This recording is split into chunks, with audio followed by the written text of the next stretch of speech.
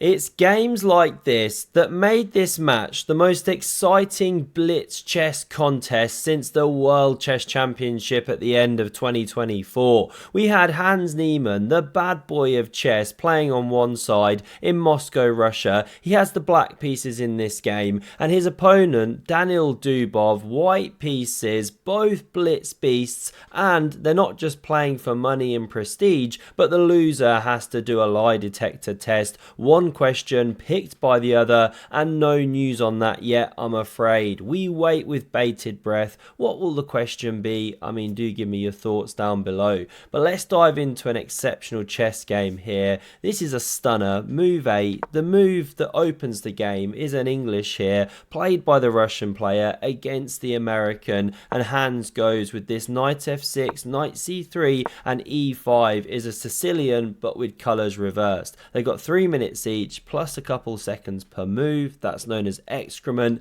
This is exciting. Knight f3 and knight c6. All the ponies charge into the game. e3 looks for expansion later. You could put the bishop on this aggressive square, but Hans goes for something more modest. Now a3 looks for more expansion. Castles, queen c2. The rook enters the game, and b4 Hans can do anything further. We see Daniil push that pawn there, and you could play d6 here simply, maybe even d5, but apparently not the best. But we see a strange looking move.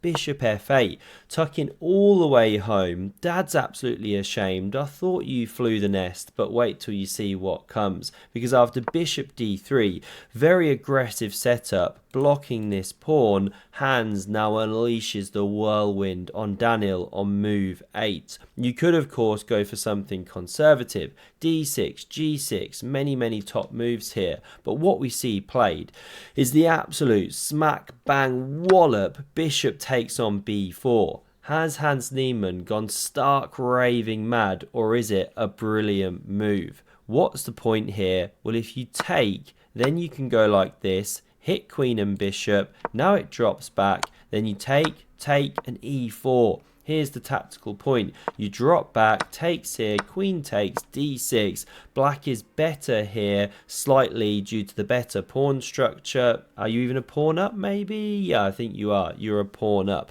Very nice. So we come back here after bishop takes on b4. What should white do? Well, knight e4, top move, because the bishop's got to retreat. Then you take here, and you crash through to the king. White's actually a bit better, but Daniil missed this whole line. After takes on b4, we see him play knight g5, and it gets the double question marks of doom. I mean, we've not seen a game this shocking for a long while on move 9. It's almost as shocking as Hans Niemann's Twitter this morning. Terrible transition there, by the way, but let's run with it here. As you can see, he's offering hundreds of thousands of pounds even. Well, let's say that again, tens of thousands of pounds, but 100k even if a 2750 plus player wants to play him at chess. Where is bro getting all this money from? No clue. Maybe his settlement with Magnus? I don't know. Chess players are traditionally broke, right? Struggling to scrap a living. So how is he getting all this? Well, that's a question for another day. But if someone wants to play him, then he's willing to put up all this money, you know, just to get a game of chess. Quite incredible scenes right now in the chess world. Anyway, no nibbles yet as far as I'm aware, but watch that space. Money talks, right? Let's get back to the game here, because now we see takes on c3, and the problem is that you've now taken and gained a tempo. Now this is Daniil's point, that he gets to take with check before recapturing the bishop. If you take with the knight, queen goes in and you get an absolutely bamboozled, you know, this isn't good, and this and this. However, the line continues, you're in some big trouble here. So we didn't see takes, of course. Hans Niemann just sidesteps, whoops, not this one, sidesteps with the king here. And now we see takes on c3 with the pawn. Of course, you want to keep the queen on this diagonal. So knight takes is now played, and you'd love to invade, but then your knight drops here. So we see knight takes, check, the king steps back, and you can't actually extricate that knight because the queen's covering the key square. So h4 supports it. You could now play f6. It is a good move, but queen g6 comes, looks a bit scary. Actually, you can go rook e6 to cover this kind of threat. Not, by the way, queen e7, or bang, you still play it, hit these two. If queen goes, it's overloaded. So these were the attacking ideas after f6, and it's why Niemann opts for pawn e4 instead. Shut the connection between queen and knight.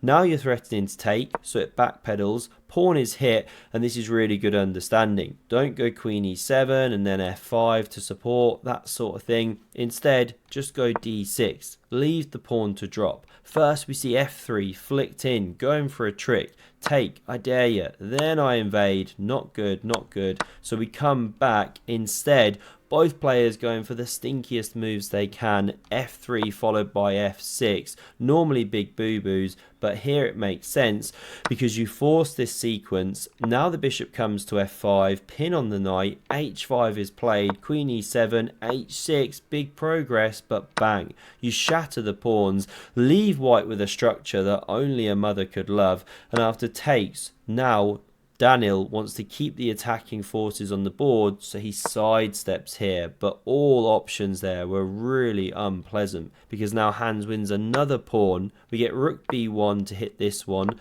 b6 played, and now we get takes on g7, yes, opening the king, but actually black is a pawn ahead, better structure, and whose king is really more in the firing line, because although this queen now tiptoes into the position, the rooks very quickly come to the aid. Rook f1 played to switch the angle of attack, but now this one lifts into the game, covers, queen g3 check, rook blocking the way, queen h3 looks for invasion, and how about this for the more dominant minor piece?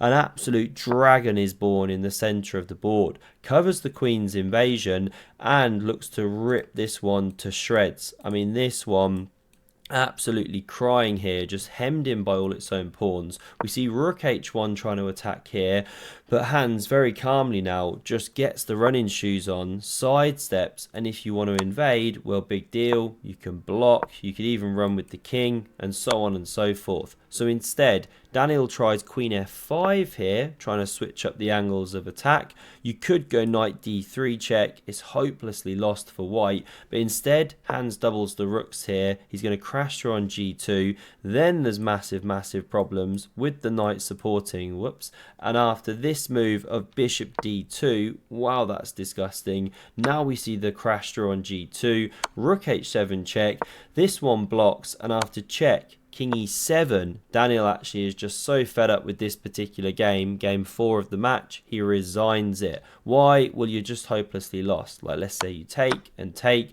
there's now a threat to invade here and here, so the queen can cover, not from here, or you run into a fork, so say you come from here, but now there's check still, king d1, if you don't want to walk into the firing line, and knight f2 wins the queen. I mean, where else to go? You can't go here or here. If you do come in the firing line, then what's the best move? Knight b2 check apparently, king somewhere, queen starts invading, I don't know. Let's pause it there. White's getting absolutely shredded. This was the final position, and still we wait with bated breath on the lie detector test. Hope you enjoyed this one, and in case you missed the clash between Magnus and Hans at the World Blitz Chess Championship, mouth-watering one, have a look at the video on screen. Incredible scenes. Thanks a lot, and see you soon. Cheers.